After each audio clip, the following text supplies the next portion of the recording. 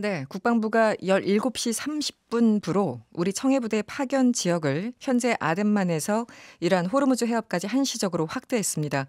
미국이 주도하는 호르무즈 안보 연합체에는 참여하지 않고 대신 청해부대가 단독으로 임무를 수행한다라는 뜻입니다. 하지만 이건 새로운 파병이기 때문에 국회 동의가 필요한 것이 아니냐 이런 지적 혹은 논란도 나옵니다.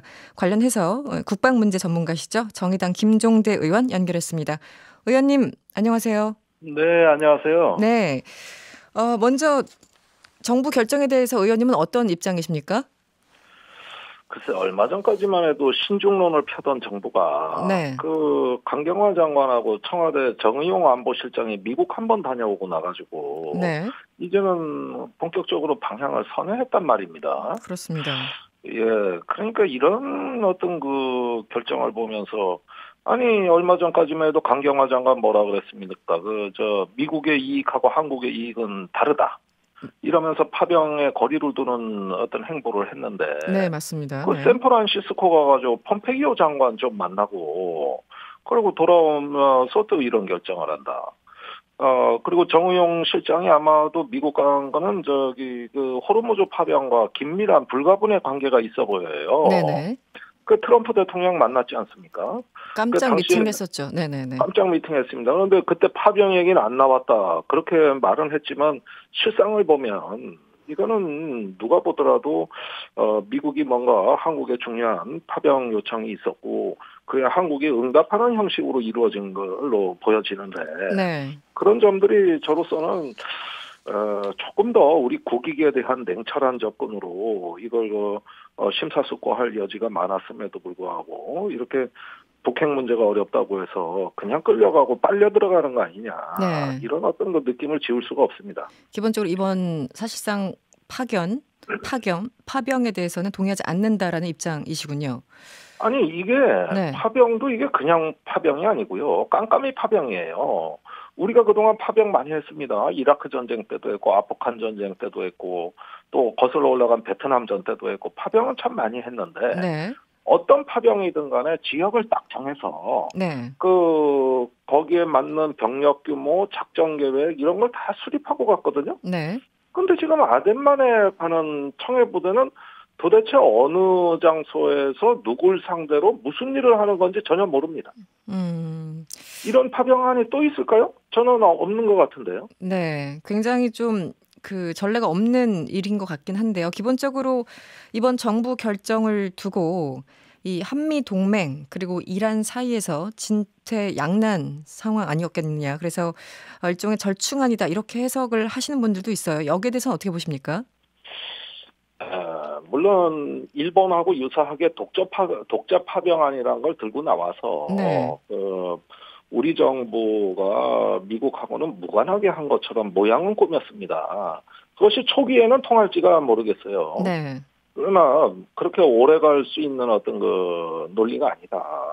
분명히 우리가 미국이 주도하는 연합 호위 함대에 연락 장교를 파견해가지고 네. 수시로 협조를 하게 돼 있고 네. 그렇다면은 분명히 우리 단독적 작전 능력이 없는 상태에서 미국의 어떤 도움이 없이는 현지 작전이 안 되거든요. 네. 그러면 이게 미국 주도 파병에 일원으로 참여하는 것이지 어떻게 단독 파견이냐. 사실 그렇게 되려면은 우리 구축함 한 대는 모자라겠죠. 네. 네.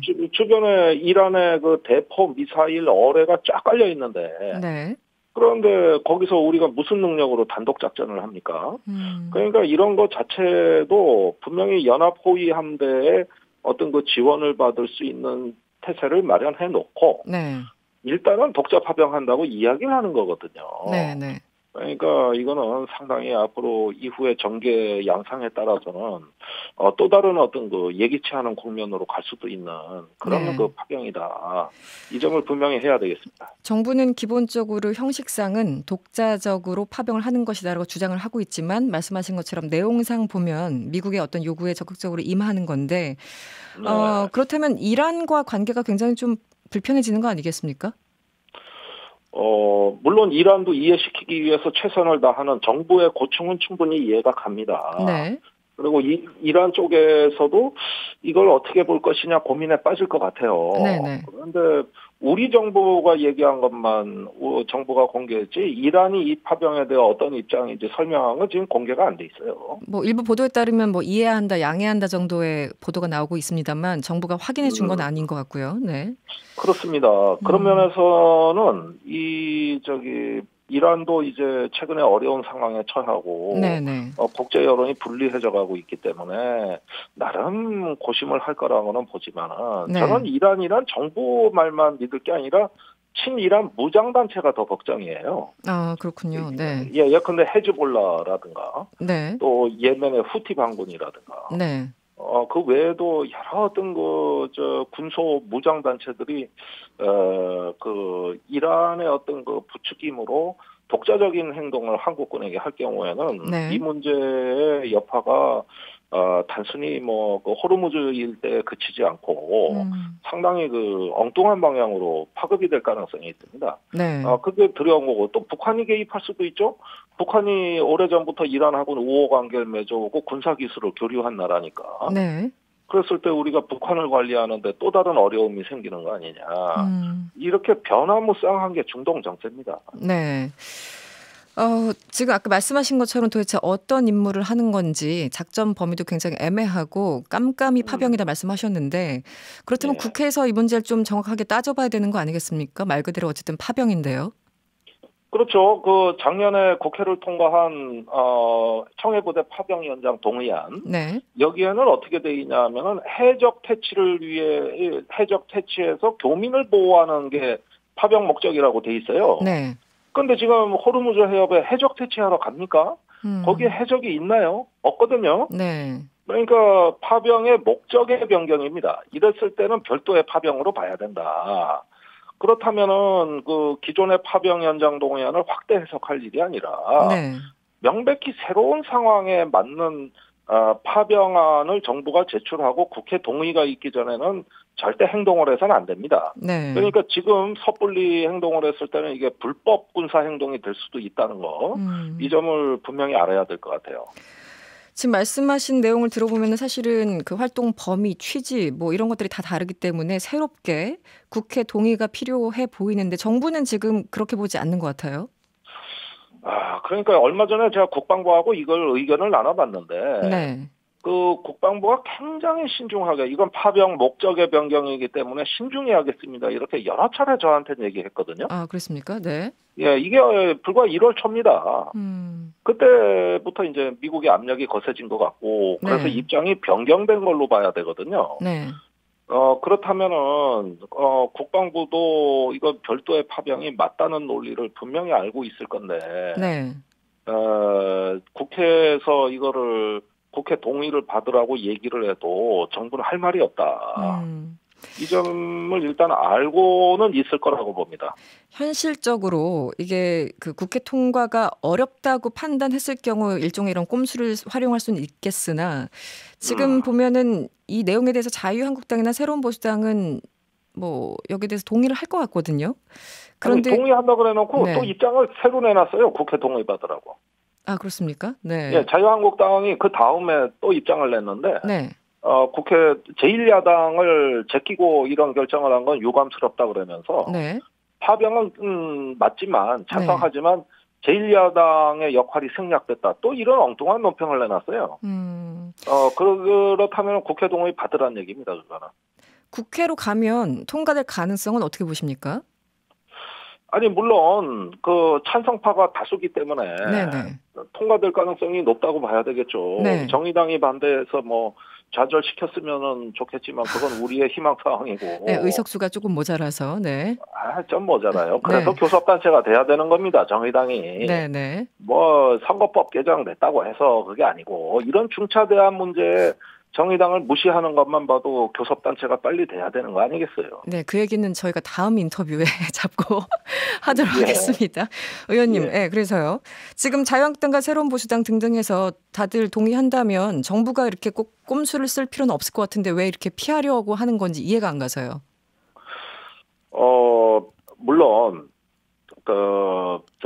새로운 파병안으로 그 국회에 제출할 수도 있지만은 정부가 다른 부담감을 계산하고 있는 것 같습니다. 이 새로운 파병이 아니라는 인상을 주기 위해서. 반대하는 사람들 그 여론 때문에 그렇다는 말씀이신가요? 예, 그렇습니다. 네네. 그러면서 국제 여론의 부담을 피해가기 위해서 그러는 것 아닌가. 이런 추정은 충분히 가능하고요. 또 그런 태로는 항상 열어놓고 있었어요. 네. 그런 점에서 이거는 졸속으로 결정되고 급박하게 추진되다 보니까 생긴 일이다. 이렇게 이해가 되네요. 하나만 짧게 여쭤볼게요. 이번에 어쨌든 결정을 한 거는 여러 가지 정부가 고려를 했을 겁니다. 방위비 분담금 협상이 진행 중이고 또 지금 개별 관광 등 해서 미국과 협의할 내용들이 많기 때문에 일종의 레버리지로 사용하려는 것은 아닌가라는 생각도 드는데요. 어떻게 보십니까? 그건 참 당연이라고 보는데 네. 물론 우리 정부가 그런 마음을 갖고 있다 할지라도 그런 계산법이 미국에 먹히겠냐. 네. 우리가 2003년으로 기억을 되돌이켜보면은 당시 이라크 파병을 앞두고 북핵 문제가 너무 어려우니까 윤영관 외교부 장관이 콜린 파웰 국무장관을 만나러 갔어요. 거기서 북핵 문제의 평화적 해결을 지지해 준다면 이라크 파병하겠다. 그랬었죠. 네. 이 말 했다가 이게 아주 망신도 보통 망신이 아니에요. 아니 그런 전략적인 어떤 그 사안을 갖다가 그렇게 연계시키냐 그러면서 미국은 내 갈 길 가겠다고 하면 면전에서 모욕을 줘버렸습니다.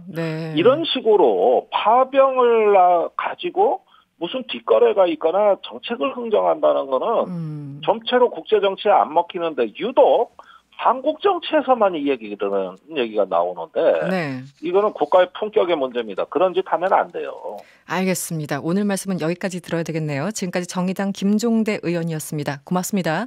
네, 감사합니다. 여러분의 퇴근길을 꽉 채워드립니다. 평일 저녁 6시 5분 이승원의 세계는 그리고 우리는